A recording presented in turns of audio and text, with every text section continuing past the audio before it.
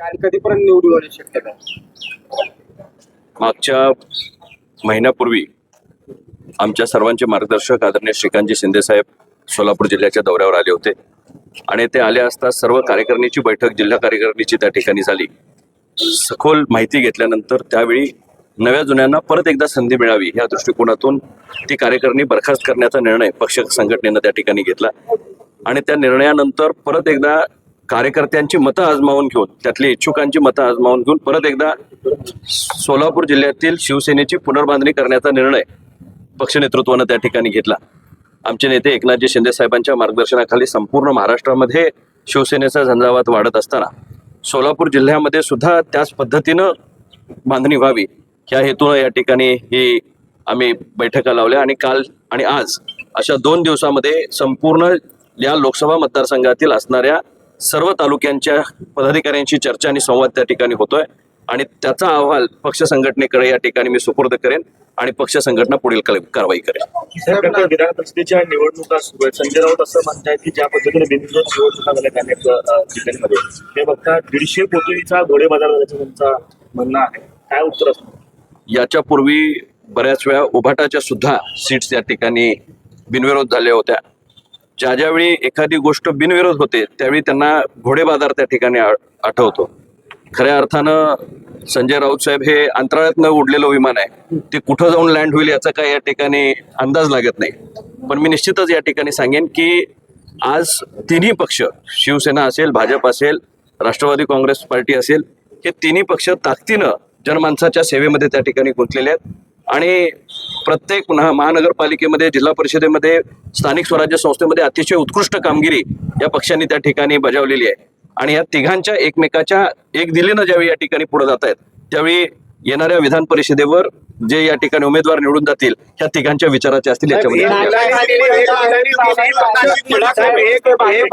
हे पक्ष काम करताय असं तुम्ही म्हणताय, मात्र कालच्या बैठकीत जे आहे ते शिवसैनिकांनी जे आहे तो भाजपवरती अनेक प्रकारचे आरोप देखील जे आहे ते लावलेले आहेत.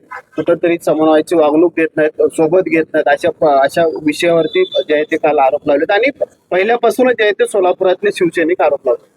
हे पहा, जिथं जिथं एखाद्या पक्षाची पालकमंत्री असतात अपेक्षा ही साहजिक असते की दुसऱ्या असणाऱ्या मित्रपक्षांना सांभाळून घेऊन त्या ठिकाणी काम व्हावं. आमचे राज्याचे मंत्री आदरणीय उदयजी सामंत साहेब सुद्धा या ठिकाणी आले होते आणि त्यांनी सुद्धा आपल्याशी संवाद साधला. त्यावेळी हेच सांगितलं की इथं असणाऱ्या पालकमंत्र्यांशी डायलॉग मंत्री स्तरावर त्या ठिकाणी होईल.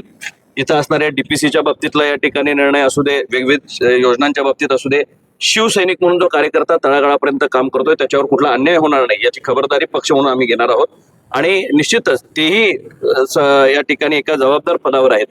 असा दुजाभाव एकमेकाशी न होता काही ठिकाणी शिवसेनेचे पालकमंत्री असतात तिथं ओरड वेगळ्या पद्धतीनं भाजपचे कार्यकर्ते करत असतात, काही वेळा राष्ट्रवादीचे कार्यकर्ते करत असतात. काम करत असताना काही कमी जास्त होत असतं. निश्चितपणे एकत्रपणे समन्वयानं त्यामध्ये मार्ग काढला जाईल. कोणताही बेबनाव आमच्यामध्ये या ठिकाणी नाही. शिवसेनेचं आणि बीजेपीचं महाराष्ट्रामध्ये या ठिकाणी शासन एकत्रपणे काम करतंय. येणाऱ्या काळामध्ये सोलापूर जिल्ह्याची घडी शिवसेना आपल्या तऱ्हेनं या ठिकाणी बसवण्याचा प्रयत्न करत आहे. पण भाजपच्या या ठिकाणी नेत्यांनी सुद्धा त्यांच्याकडे आज इतकी सर्व सूत्र आहेत त्यांनी सुद्धा शिवसैनिकाला विश्वासात घेऊन काम करावं एवढीच आमची माफक. वरिष्ठांनी सांगूनही माघार घेतली नाही, बंडखोरी झाली त्या ठिकाणी दिसते. आता काही वेळा कार्यकर्त्याच्या अपेक्षा त्या ठिकाणी पुढे गेलेल्या असतात.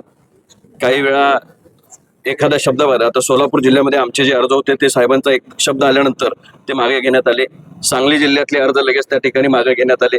महाराष्ट्रातल्या काही ठिकाणी अशा पद्धतीचा तिढा त्या ठिकाणी तयार झालाय, हे खोटं नाही.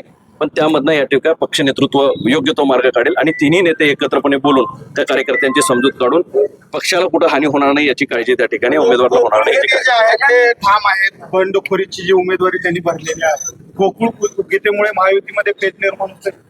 नाही, हे पहा, काही लोकांना समजूत काढण्याची गरज आहे आणि ते निश्चितपणे पक्ष नेतृत्व त्यांच्या पातळीवर त्या ठिकाणी करेल. गीते साहेबांना सुद्धा विश्वासात घेऊन पक्ष नेतृत्व त्यांची समजूत काढण्यामध्ये यशस्वी होईल अशी मला खात्री आहे.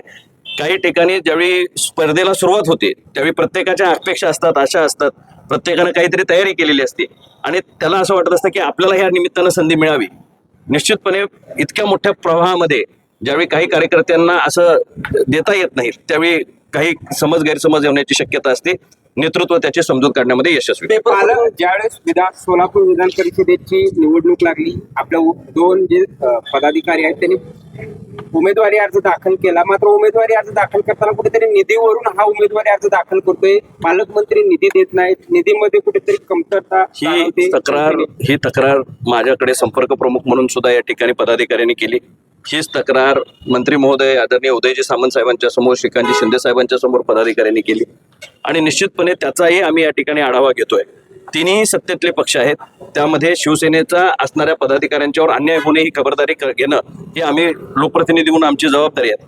आमच्याकडे आता खासदार म्हणून या ठिकाणी ज्योतिताई काम करतायत, संविधानिक पदावर त्या ठिकाणी आहेत, डीपीसीच्या निधीमध्ये असतील किंवा इतर या ठिकाणी त्यांना आता त्याच्यामध्ये स्टेक आहे. उद्याच्या काळामध्ये पक्षाच्या वतीनं त्या भूमिका त्या ठिकाणी मांडतील. पक्षानं जो या ठिकाणी फॉर्म्युला ठरवून दिलाय त्यामध्ये आमचे कार्यकर्ते निधीपासून वंचित राहणार नाहीत याची खबरदारी शिवसेना पक्ष निश्चितपणे. पेपर फुटीनंतर काँग्रेस पार्टीचा एल्गार पाहायला मिळतोय, दिल्लीत मोठं आंदोलन सुरू आहे. काय नेमकं परिस्थिती आज देशभरामध्ये याच्या बाबतीतलं या ठिकाणी आपण पाहिलं असेल की तरुण त्याच्यामध्ये अचानकपणे सामील झाले आणि एखाद्या गोष्टीमध्ये एखाद्या वक्तव्यावरनं तयार झालेलं या ठिकाणी कशा पद्धतीनं रूपांतर होतं. तरुणांच्या भावना समजून घेणं गरजेचं आहे, त्यांची मनस्थिती समजून घेणं गरजेचं आहे. राजकारण एका बाजूला, पण भारतातला तरुण कुठल्याही जातीपातीचा, धर्माचा, राज्यातला, भाषिक असे ना, पण त्यांच्या असणाऱ्या विचारांना खऱ्या अर्थानं आत्मसात करण्यासाठी, इन्कॉर्पोरेट करण्यासाठी पार्टीज आम्ही सुद्धा आता तयार झालो पाहिजेत आणि त्याच्यामधनं रेसिप्रोकेटिव्ह अशा पद्धतीचं राजकारण त्या ठिकाणी झाले पाहिजे. त्यांची जी मतं आहेत ती समजून घेऊन निश्चितपणे त्यांच्यावर मार्ग काढण्याचं काम शासन म्हणून आम्हाला करावं लागेल.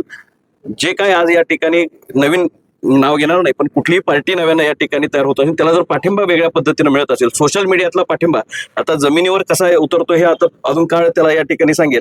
पण अशा वेळी जे या ठिकाणी रुटेड पार्टीज आहेत, ज्यांनी जमिनीवरचं काम त्यांचं त्या ठिकाणी चालू आहे, त्यांनी सुद्धा पॉझिटिव्ह अँगलने या गोष्टीकडे पाहणं गरजेचं आहे आणि त्यातनं जे चांगलं आहे ते घेऊन आपल्यामध्ये जर काही दुरुस्ती करणं गरजेचं असेल तर निश्चितपणे केली पाहिजे, ह्या मताचा मी आहे. प्रमुख मागणी आहे की धर्मेंद्र प्रधान यांचा राजीनामा आणि शेवटी हा केंद्र शासनाचा निर्णय, तो आदरणीय प्रधानमंत्री हे प्रधानमंत्री महोदयांच्या अखत्यारीतला विषय आहे. शेवटी त्यांच्यापाशी त्यांनी एखाद्याची मागणी असती, त्यांनी आता आंदोलक म्हणून त्यांनी ती मागणी केलेली आहे. शेवटी निर्णय हा सर्वोच्च प्रधानमंत्र्यांचा.